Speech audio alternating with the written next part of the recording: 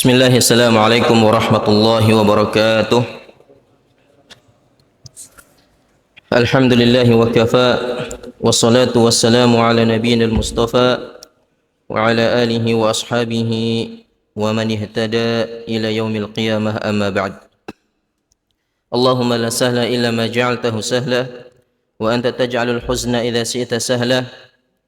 Allahumma inna nas'aluka 'ilman nafi'an ورزقا طيبا وعملا متقبلا اللهم إنا نعوذ بك من علم لا ينفع ومن قلب لا يخشع ومن نفس لا تشبع ومن دعوة لا يستجاب لها رب اشرح لي صدري ويسر لي أمري واحلل عقدة من لساني يفقه قولي آمين. إخواني في الدين رحمني الله وإياكم. Alhamdulillah, insyaallah malam ini kita melanjutkan kembali pembahasan dari Risalah Kasyfus Syubhat dan kita masih berada di syubhat yang keempat.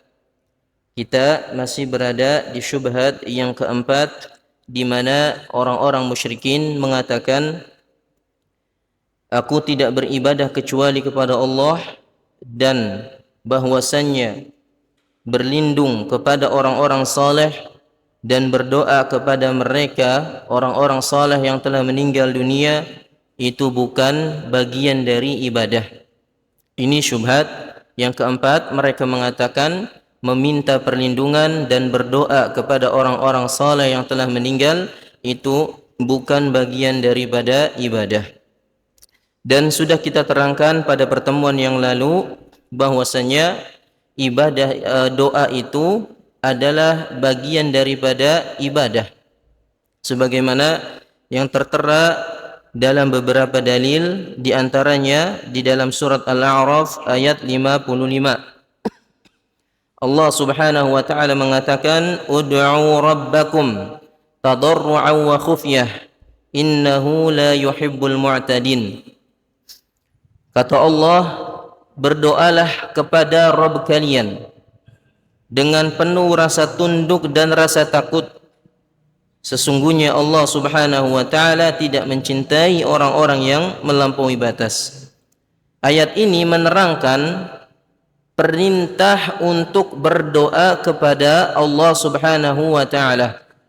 Dan kita sudah sampaikan bahwasannya setiap perintah yang disebutkan di dalam Al-Qur'an, baik itu perintah untuk dikerjakan ataupun perintah untuk dijauhi dan ditinggalkan, maka perintah tersebut adalah ibadah. Adalah apa? Ibadah. Dan di dalam ayat ini Allah menerangkan bahwasanya Allah memerintahkan untuk berdoa, maka ibadah itu jelas adalah bagian daripada ibadah. Paham ayat ini? Ayat ini membantah keyakinan mereka yang mengatakan doa itu bukan ibadah. Dalil yang kedua juga diterangkan oleh Nabi sallallahu alaihi wasallam dalam hadisnya, ad-du'a'u huwal ibadah. Doa itu adalah intisari daripada ibadah. Makanya dengan redaksi yang lain, ad-du'a'u mukhul ibadah, tapi dengan redaksi ini sanadnya lemah, tapi maknanya benar. Bahwasanya doa itu adalah otak atau intisari daripada ibadah. Kenapa dikatakan bahwasanya doa itu adalah intisari dari ibadah? Bukankah salat, zakat, puasa, haji itu adalah bagian daripada ibadah? Iya benar. Tapi ketahuilah di antara ibadah yang paling agung adalah ibadah doa. Karena ketika seseorang berdoa, maka menunjukkan hamba tersebut itu sedang butuh kepada Allah. Hamba tersebut itu dalam keadaan lemah, dalam keadaan tidak berdaya, dalam keadaan merendahkan dirinya sehingga dia butuh bantuan, makanya dia berdoa. Inilah alasan kenapa doa itu adalah ibadah yang sangat agung, karena di dalamnya terkandung perendahan dan pengagungan terhadap zat yang mengabulkan doa-doa setiap hambanya. Makanya Nabi mengatakan ad-du'a'u huwal ibadah, bahwasanya doa itu adalah ibadah. Ini juga membantah keyakinan mereka. Pun juga disebutkan di dalam ayat lain dalam datang dalam bentuk larangan. Dalam bentuk larangan, artinya kita diperintah untuk meninggalkannya. Allah Subhanahu wa taala mengatakan fala tad'u ma'allahi ahada. Janganlah kalian berdoa ya bersama Allah dan yang lainnya. Artinya jangan sampai kalian itu berdoa kepada Allah, berdoa juga kepada selain Allah. Enggak boleh seperti itu. Ya, ini larangan kepada kita untuk berdoa kepada selain Allah. Bentuknya perintah apa bukan? Perintah. Tapi perintahnya untuk dikerjakan apa ditinggalkan? Ditinggalkan. Maka ini juga termasuk bentuk ibadah. Dan Allah Subhanahu wa taala juga mengancam bagi mereka orang-orang yang tidak berdoa kepada Allah akan dimasukkan ke dalam neraka Jahannam dalam keadaan hina. Allah mengatakan dalam surat Ghafir, innal ladzina yastakbiruna an ibadati sayadkhuluna jahannama dakhirin. Sesungguhnya orang-orang yang tidak mau beribadah atau tidak mau berdoa kepadaku maka akan dimasukkan ke dalam neraka dalam keadaan hina. Allah mengancam orang-orang yang tidak mau berdoa kepadanya, menunjukkan doa itu adalah ibadah yang sangat dianjurkan. Ya, makanya dikatakan oleh Nabi tadi bahwasanya doa itu adalah intisari daripada ibadah, karena doa itu adalah merupakan ibadah yang agung. Maka sudah jelas terbantah syubhat mereka yang mengatakan bahwasanya doa-doa itu bukan ibadah. Ya, doa-doa itu bukan ibadah, terbantah.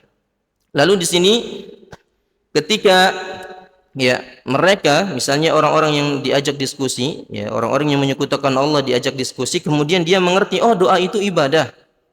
Ya, doa itu ibadah. Maka kita katakan kepadanya, apabila engkau menetapkan sekarang doa itu ibadah, lalu engkau berdoa kepada Allah setiap malam dan siang dengan penuh rasa takut dan harap, kemudian engkau ya berdoa juga mengarahkan doamu itu kepada para nabi dan yang lainnya yang telah meninggal dunia, bukankah itu termasuk menyekutukan Allah? Maka jawabnya apa? Iya. Pasti dia jawabnya iya. Kenapa? Karena dia sudah paham oh dia doa itu adalah ibadah dan tidak boleh dalam ibadah itu ditujukan kepada selain Allah. Ya, maka kemarin kita sampai di sini ya. Baik, kita lanjutkan. Jadi kesimpulannya bahwa doa itu adalah ibadah. Doa itu adalah ibadah. Berarti boleh enggak boleh enggak berdoa kepada malaikat? Boleh enggak berdoa kepada nabi? Boleh enggak berdoa kepada orang-orang soleh ataupun yang lainnya, boleh atau tidak? Boleh, asalkan terpenuhi syarat-syarat pada mereka. Terpenuhi syarat-syarat pada mereka. Karena disebutkan dalam beberapa ayat, di antaranya surat Al-Isra ayat 56. Allah Subhanahu wa taala mengatakan, qul ud'ul ladzina za'amtum min dunihi fala yamlikuna kashfad durri 'ankum wala tahwila. Kata Allah Subhanahu wa taala, katakanlah wahai Muhammad kepada orang-orang yang engkau anggap ya beribadah kepada selain Allah, yaitu kepada orang-orang musyrikin, bahwasanya sesembahan-sesembahan mereka itu tidak mampu menyingkap atau tidak mampu untuk menghilangkan keburukan dari kalian, dan sesembahan-sesembahan mereka itu tidak mampu merubah kondisi kalian. Artinya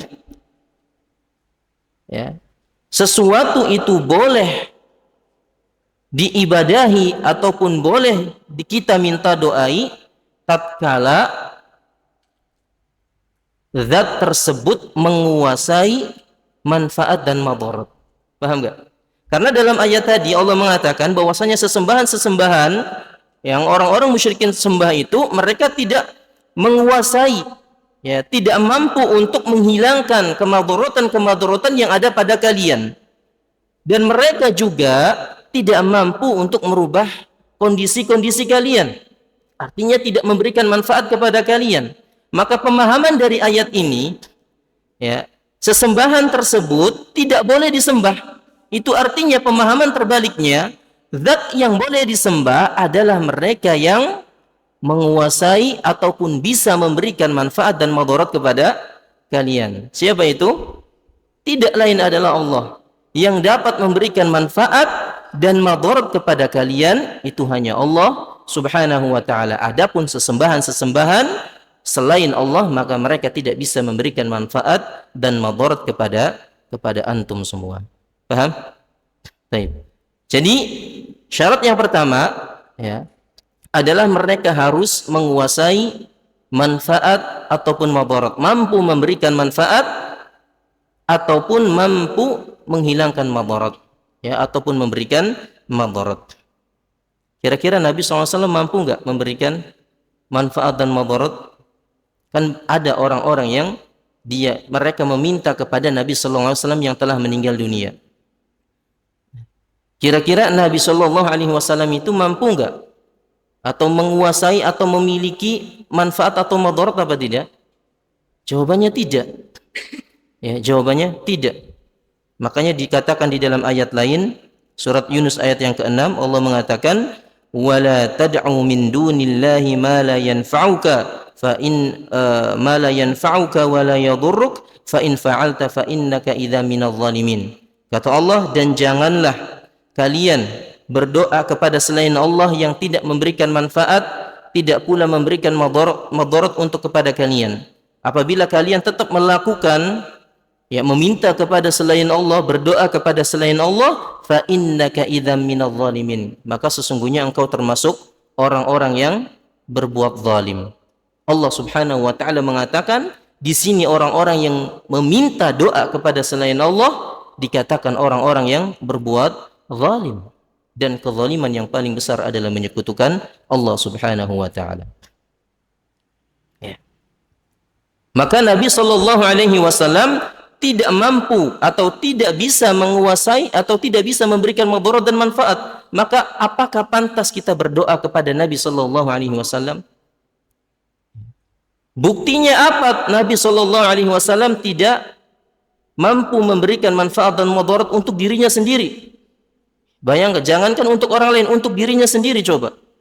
Dalam perang Uhud Nabi sallallahu alaihi wasallam terluka. Iya apa tidak? Iya, gigi serinya pecah. Kalau seandainya Nabi sallallahu alaihi wasallam bisa memberikan manfaat untuk dirinya sendiri, maka tentu Nabi sallallahu alaihi wasallam tidak akan terluka.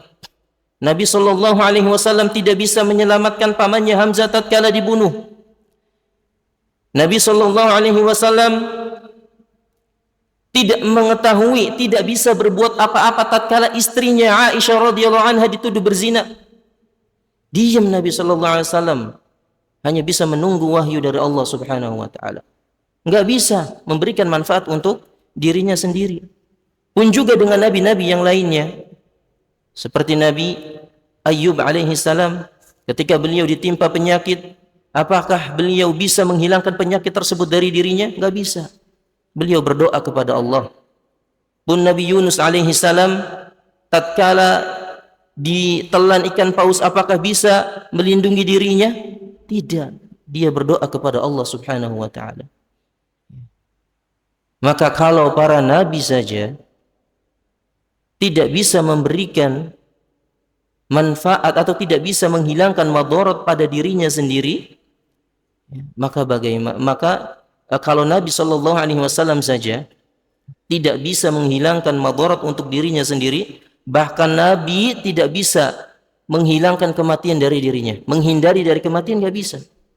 Ini dalil tegas bahwasanya para nabi itu nggak bisa memberikan madarat.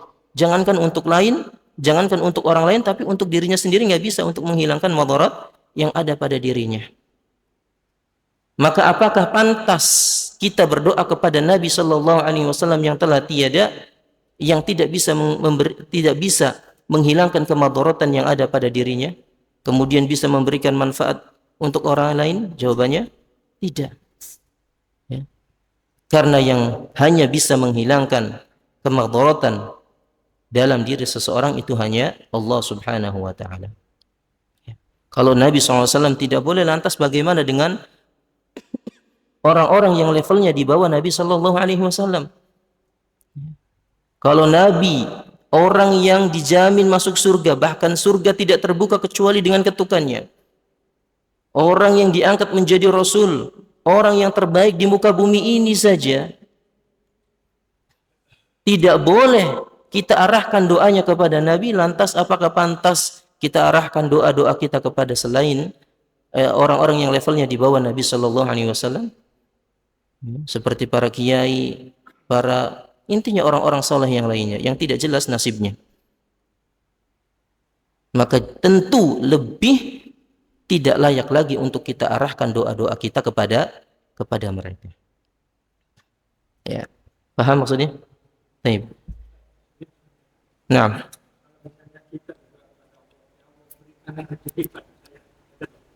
terus misalnya seorang anak minta uang kepada ayahnya, uang terus kasih, itu sama nggak Pak?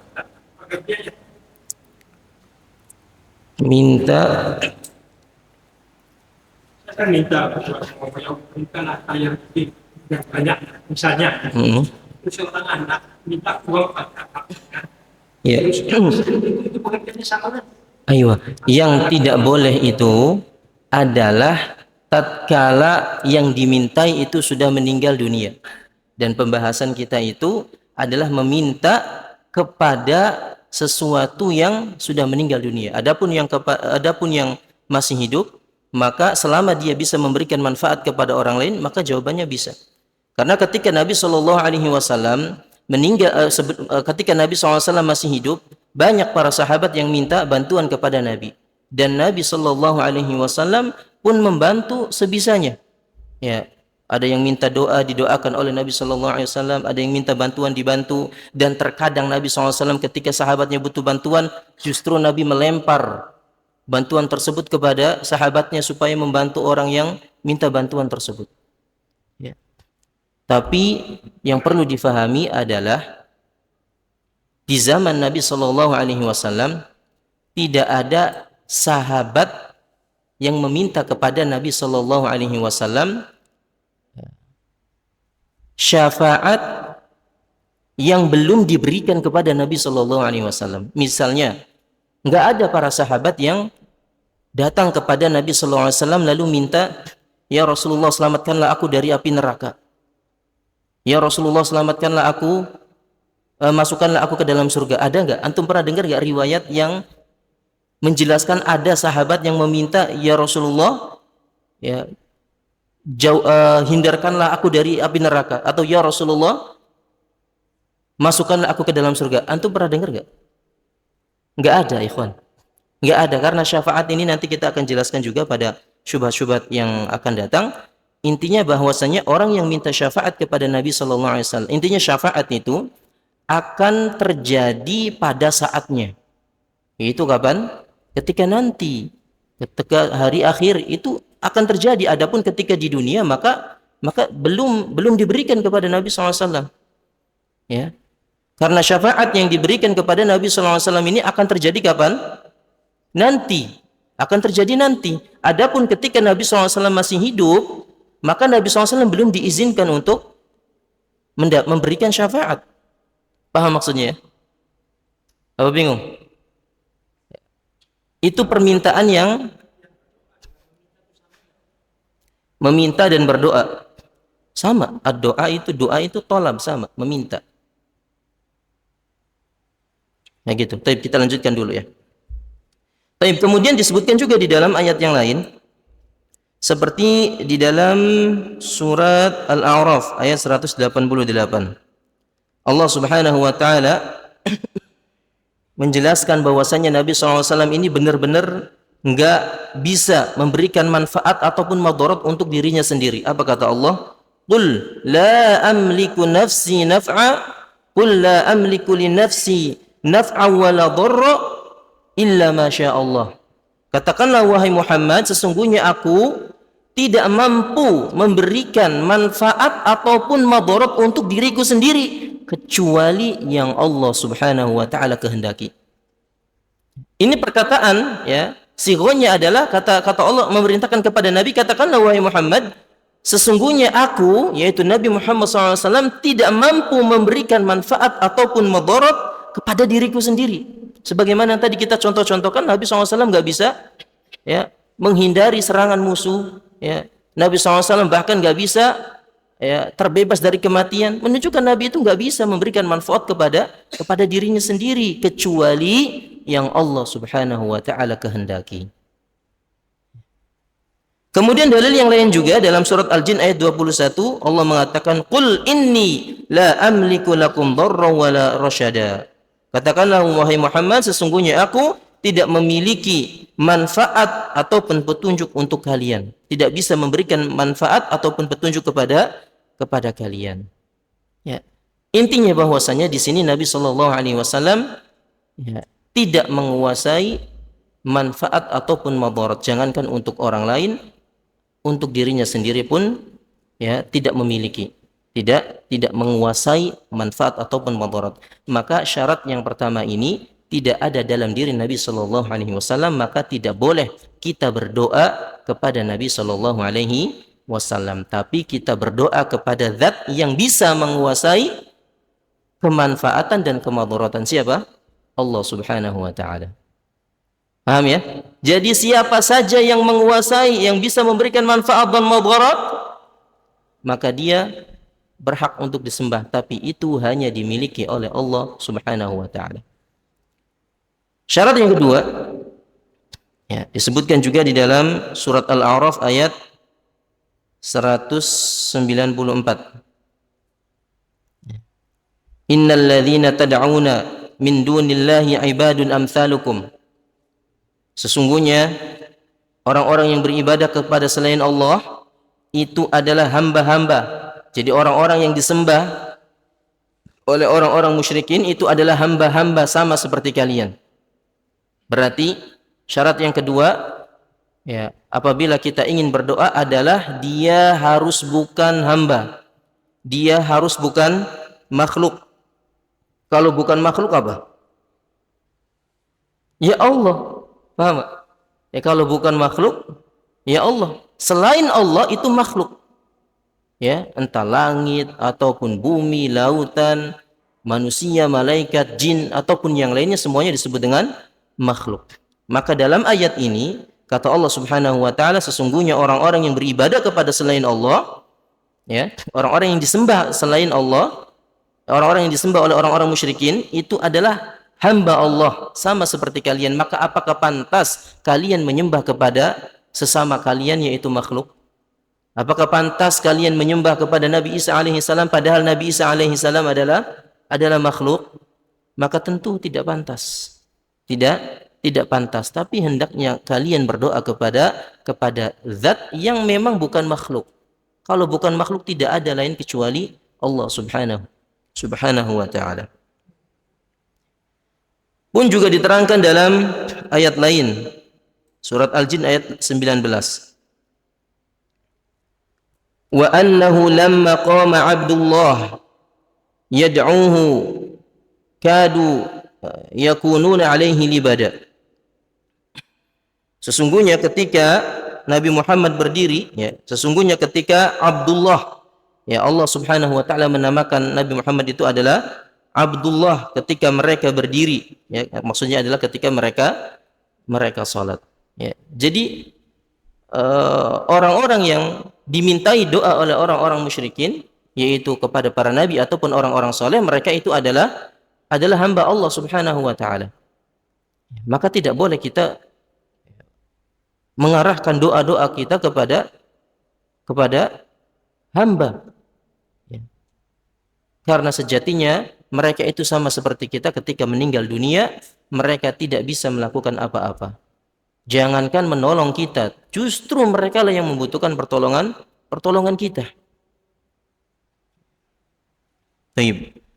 Kemudian syarat yang ketiga adalah mampu menciptakan, mampu memiliki segalanya. Mampu memiliki segalanya. Allah terangkan dalam surat Fatir ayat 13. Walladzina tad'una min dunihi ma la yamlikuna min qitmir. Dan orang-orang yang beribadah kepada selain Allah, mereka tidak menguasai apapun walau itu sekedar qitmir. Antum tahu apa arti qitmir? Qitmir itu, tahu korma ya? Ada bijinya. Di dalam bijinya itu kan ada selaput-selaput putih-putih itu. Iya. Ya itulah disebut dengan kitmir. Ya. Apa? Aywa. Ya, intinya kurma aja lah gambarannya. Kalau kita sering makan kurma pasti tahu. Ketika dibuka di bijinya itu ada putih-putihnya kan, ada selaputnya. Nah, itulah kitmir.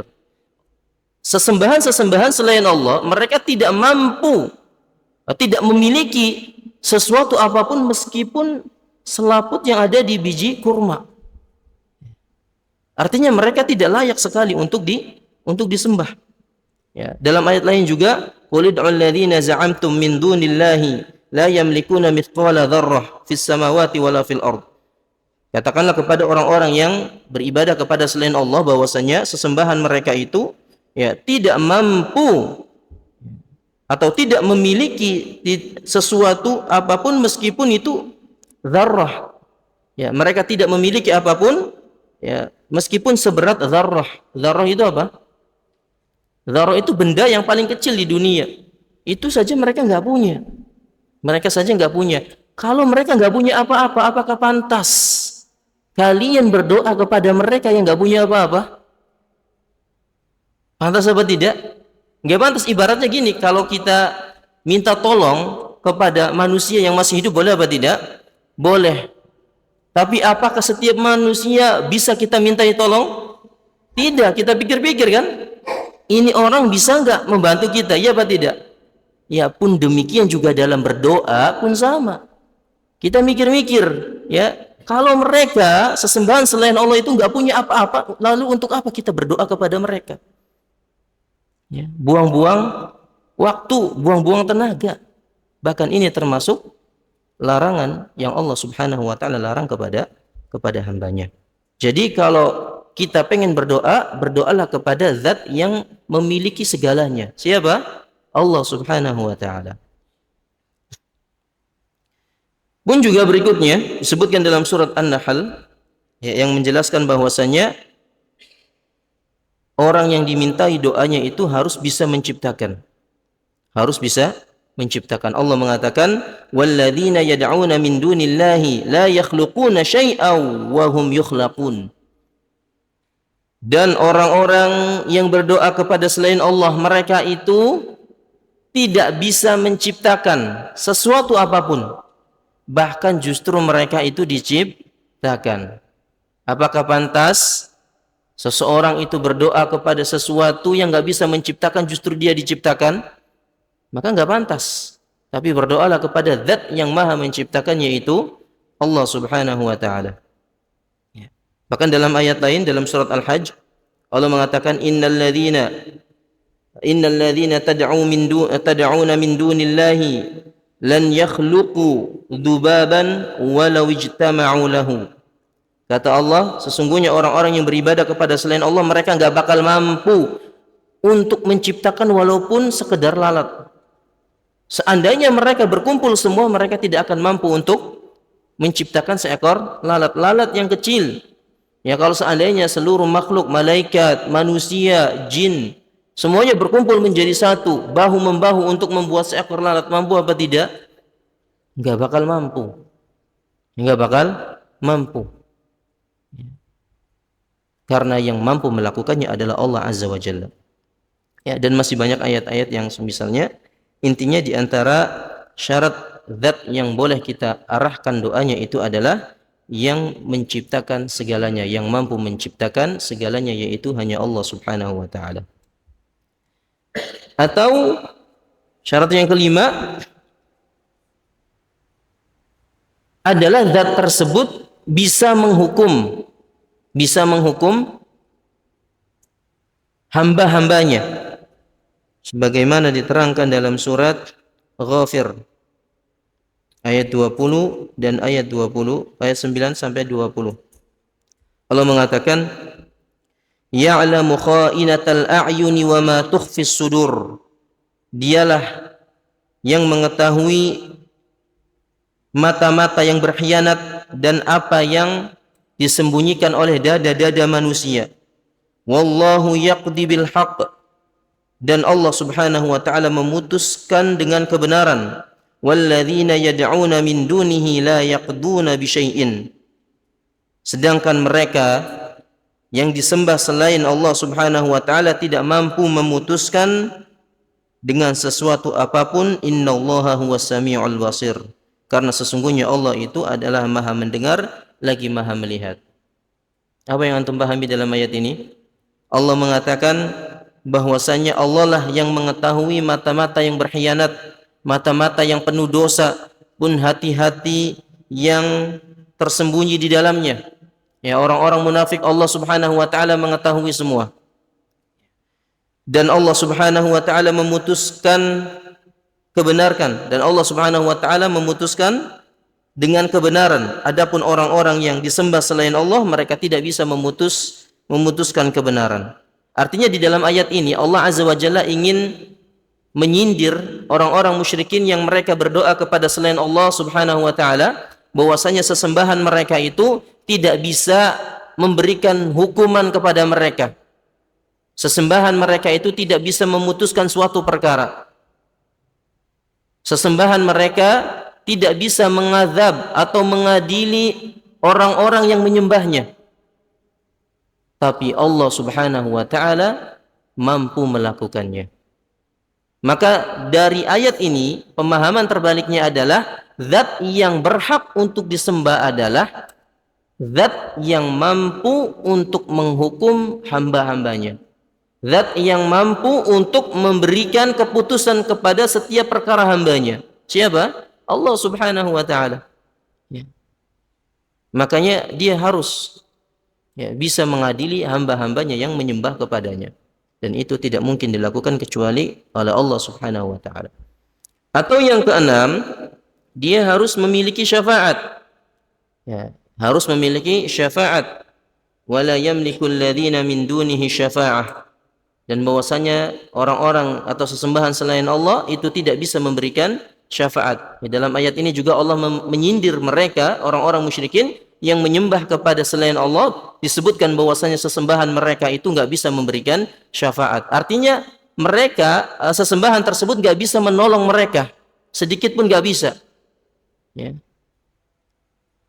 Qulillahi syafa'atu jami'a, karena Allah Subhanahu wa taala itu, karena syafaat itu milik Allah seluruhnya. Ya, milik Allah seluruhnya. Jadi ini 6 syarat yang kiranya apabila kita ingin berdoa ada pada zat tersebut. Yang pertama, dia menguasai, bisa memberikan madarat dan manfaat kepada kita. Ya, dia itu bukan hamba, ya, sama seperti kita. Ya, bukan hamba, ya, bukan makhluk intinya. Zat tersebut harus memiliki segalanya. Zat tersebut bisa menciptakan segalanya. Zat tersebut bisa mengadili dan menghukum orang-orang yang menyembahnya. Zat tersebut harus memiliki syafaat ataupun pertolongan untuk orang-orang yang menyembahnya. Kira-kira siapa yang memiliki itu semua? Allah Subhanahu wa taala. Apakah keenam kriteria tadi ada pada diri Nabi sallallahu alaihi wasallam? Jawabannya tidak. Jawabannya tidak. Ya. Maka hendaknya kita berdoa kepada Allah Subhanahu wa taala. Baik. Kemudian di sini sang penulis rahimahullahu taala menyebutkan contoh yang kedua. Kata beliau, faqul lahu, ya, setelah mengerti tentang makna ibadah, kemudian jenis-jenisnya, ya, dan syarat-syarat seperti apa sajakah yang boleh diibadahi dan boleh kita arahkan doanya. Maka setelahnya beliau menyebutkan contoh yang kedua, fa idza alimta biqaulillahi ta'ala fasalli li rabbika wanhar. Katakanlah kepadanya apabila engkau wahai orang musyrik telah mengetahui firman Allah Subhanahu wa taala, fasalli li rabbika wanhar, maka salatlah kepada Rabbmu dan sembelihlah. Ya, salatlah dan sembelihlah untuk Rabbmu. Berarti orang musyrikin ini sudah ngerti apa belum? Menyembelih dan salat itu ibadah? Sudah.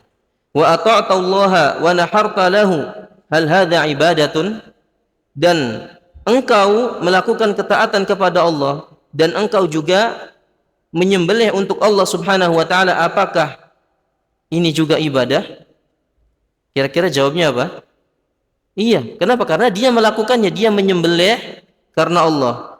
Dia juga taat kepada Allah Subhanahu wa taala. Maka itu di antara jenis-jenis ibadah. Maka seharusnya dia mengatakan na'am. Lalu katakan lagi kepadanya, idza naharta li makhluqin nabiyyin aw jinniyyin aw ghairihima, kalau seandainya engkau mengetahui bahwasanya menyembelih itu adalah bagian dari ibadah, kemudian engkau arahkan sembelihanmu itu untuk makhluk, seperti untuk para nabi, ataupun untuk para jin, ataupun untuk selain keduanya, hal asyrakta fi hadhil ibadati ghairallah, apakah bukankah ini termasuk menyekutukan Allah Subhanahu wa taala dalam ibadah? Fala budda an yuqirra wa yaqula na'am, maka seharusnya dia mengakui dan mengatakan iya. Paham enggak apa yang dimaksud oleh Syekh ini? Jadi Syekh menyebutkan contoh yang kedua ibadah. Jadi ibadah itu bukan hanya doa saja. Beliau membawakan surat Al-Kautsar ayat yang kedua, salat dan menyembelih itu adalah ibadah. Lalu dikatakan kepadanya, engkau menyembelih dan engkau salat untuk Allah, itu ibadah apa bukan? Dia menjawab, iya itu ibadah. Lalu seandainya engkau menyembelih untuk makhluk, untuk jin, untuk nabi ataupun yang lainnya, bukankah itu menyekutukan Allah? Maka seharusnya dia mengatakan iya. Ini bantahannya. Jadi bantahan yang pertama adalah membuktikan bahwasanya apa yang dia lakukan itu adalah ibadah. Ya, bahwasanya apa yang dilakukan oleh mereka menyembelih itu adalah bagian daripada ibadah. Meskipun mereka mengatakan ya, menyembelih kepada jin, kemudian kepala sesembelihannya dibawa ke mana? Ke sungai atau ke tengah lautan, itu hanya tradisi. Ini bukan ibadah, ini tradisi. Atau dia melakukannya ya karena ikut-ikutan misalnya. Tapi kita katakan tetap itu adalah ibadah, sebagaimana yang engkau yakini tadi bahwasanya menyembelih itu termasuk perintah, dan setiap perintah itu adalah ibadah,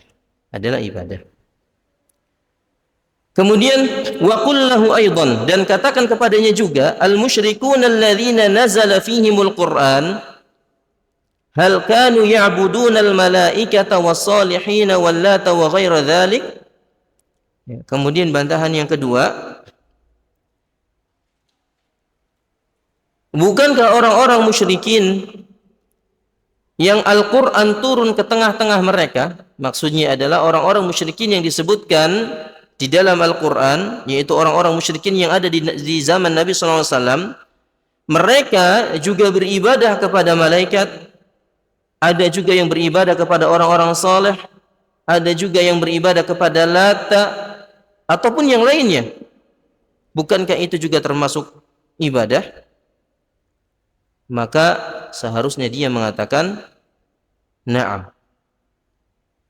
Jadi setelah mengetahui bahwasanya apa yang dilakukan oleh orang-orang musyrikin seperti berdoa kepada malaikat, berdoa kepada orang saleh ataupun kepada Lata dan yang lainnya itu termasuk ibadah, maka kita katakan lagi kepadanya, wa hal kanat ibadatuhum iyyahum illa fid du'a wadh-dhabhi wal iltija wa nahwi dzalik. Ya, bukankah ibadah-ibadah yang mereka lakukan ya entah kepada para malaikat atau yang lainnya itu bukan hanya dengan cara berdoa, dengan cara menyembelih, atau bukan hanya dengan cara meminta perlindungan kepadanya? Ya, artinya bukan itu saja gitu yang dilakukan oleh orang-orang musyrikin zaman dahulu, itu bukan hanya doa, bukan hanya menyembelih ataupun minta perlindungan saja. Bahkan mereka itu mukirruna annahum abiduhu. Mereka meyakini dan mengakui bahwasanya mereka itu hamba. Ya, yang disembah itu mereka mengakui adalah hamba wa tahta qahrihi, dan di bawah kekuasaan Allah. Jadi orang-orang yang dia berdoa kepada malaikat, orang-orang saleh, Lata ataupun yang lainnya, mereka mengakui bahwa mereka itu hamba. Dan mereka juga diatur oleh Allah Subhanahu wa taala. dan mereka mengakui bahwasanya Allah alladzi yudabbirul amr, Allah yang mengatur segala urusan. Walakin da'awhum waltaja'u ilaihim lil jahi wasyafa'ah. Akan tetapi mereka berdoa kepada sesembahan selain Allah tersebut dan mereka meminta perlindungan kepada mereka itu untuk mendapatkan kedudukan dan untuk mendapatkan syafaat dari mereka. Jadi intinya apa yang dilakukan oleh kalian itu sama seperti apa yang dilakukan oleh orang-orang musyrikin zaman dahulu. Kalau orang-orang zaman sekarang ada orang-orang yang datang ke kuburan kemudian minta doa, ya, minta berkah kepada kuburan tersebut, padahal dia tidak meyakini bahwasanya kuburan tersebut itu bisa memberikan manfaat, tidak bisa memberikan madarat kepada mereka, hanya sekedar ingin mendapatkan kedudukan orang soleh tersebut saja, maka itu sama seperti orang-orang musyrikin di zaman dahulu. Orang-orang musyrikin zaman dahulu juga sama, ya, yang beribadah, meminta doa kepada malaikat, meminta doa kepada yang lainnya, itu mereka meyakini malaikat itu enggak bisa memberikan manfaat dan madarat kepada mereka, hanya saja mereka ingin mendapatkan kedudukan orang-orang soleh tersebut supaya mendekatkan diri mereka kepada Allah Subhanahu wa taala. Maka enggak ada bedanya apa yang kalian yakini itu sama dengan yang diyakini oleh orang-orang musyrikin di zaman Nabi sallallahu alaihi wasallam. Paham? Ikhwan? Ya, ini dua bantahan yang disebutkan oleh sang penulis rahimahullahu taala berkaitan dengan syubhat yang keempat, ya, yang mereka mengingkari bahwasanya meminta perlindungan dan berdoa kepada Allah itu bukan ibadah. Padahal sudah kita terangkan tadi dalil-dalilnya bahwasanya doa dan meminta perlindungan itu adalah bagian daripada ibadah. Bahkan beliau di sini menyebutkan contoh yang kedua, jenis-jenis ibadah itu adalah menyembelih ataupun berdoa meminta perlindungan dan yang lainnya, itu juga termasuk ibadah. Termasuk ibadah. Ya. Dan mereka pun tidak meyakini bahwasanya sesembahan selain Allah tersebut itu bisa mengatur. Mereka enggak meyakini seperti itu. Sesembahan tersebut bisa memberikan manfaat kepada mereka, mereka enggak meyakini tersebut. Bahkan mereka meyakini sesembahan tersebut itu di bawah kekuasaan Allah dan hanya Allah Subhanahu wa taala yang mengaturnya. Akan tetapi mereka ingin mendapatkan kedudukan dan syafaat melalui apa? Kesolehan makhluk tersebut. Dan ini ternyata sama seperti apa yang diyakini oleh orang-orang musyrikin di zaman dahulu. Maka kata Syekh, wa hadza zahirun jiddan. Maka ini jelas sekali bahwasanya apa yang mereka lakukan itu sama persis dengan apa yang dilakukan oleh orang-orang musyrikin di zaman dahulu. Wallahu a'lam bishawab.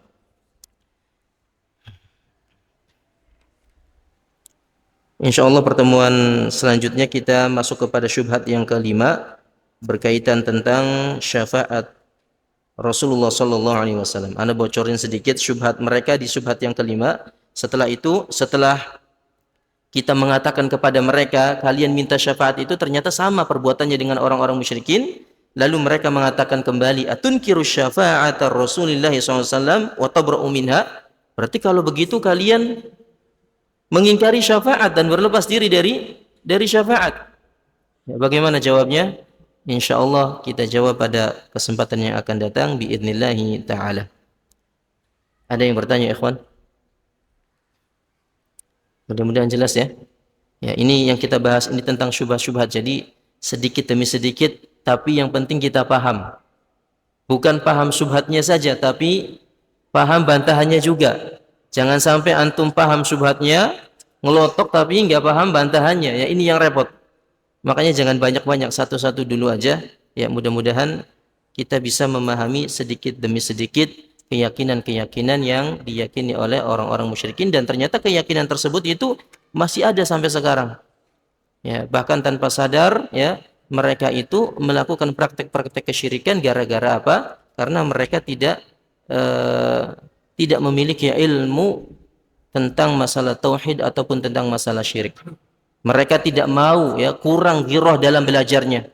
Karena biasanya kesyirikan atau kebid'ahan itu ada biasanya itu disebarkan oleh orang-orang sebelumnya, yaitu melalui keturunan. Biasanya kesyirikan itu seperti itu. Makanya merubah kesyirikan, mengubah kebid'ahan ini sulit. Kenapa? Karena itu merupakan tradisi turun-temurun yang sudah dilanggengkan oleh orang-orang sebelumnya. Makanya ketika kita ingin berubah, oh tahu ini perbuatan syirik, itu sulit. Masa iya sudah dilakukan oleh nenek moyang kita, ini nggak boleh. Ya, padahal dia sudah tahu, sudah jelas. Tapi terkadang berat untuk meninggalkan ya keyakinan-keyakinan yang sudah diadopsi berpuluh-puluh tahun lamanya atau bahkan ratusan tahun lamanya. Kecuali orang-orang yang Allah Subhanahu wa taala berikan taufik. Mudah-mudahan kita termasuk orang-orang yang diberikan taufik oleh Allah Subhanahu wa taala untuk memahami agama ini dengan benar, sehingga kita termasuk digolongkan dengan orang-orang yang muwahhid, orang-orang yang mentauhidkan Allah Subhanahu wa taala, sehingga kita bisa masuk ke dalam surganya bahkan tanpa hisab dan tanpa azab. Amin ya rabbal alamin. Kita akhiri saja dengan doa kafaratul majlis. Subhanakallahumma wa bihamdika asyhadu an la ilaha illa anta astaghfirullah wa atubu ilaik. Assalamualaikum warahmatullahi wabarakatuh.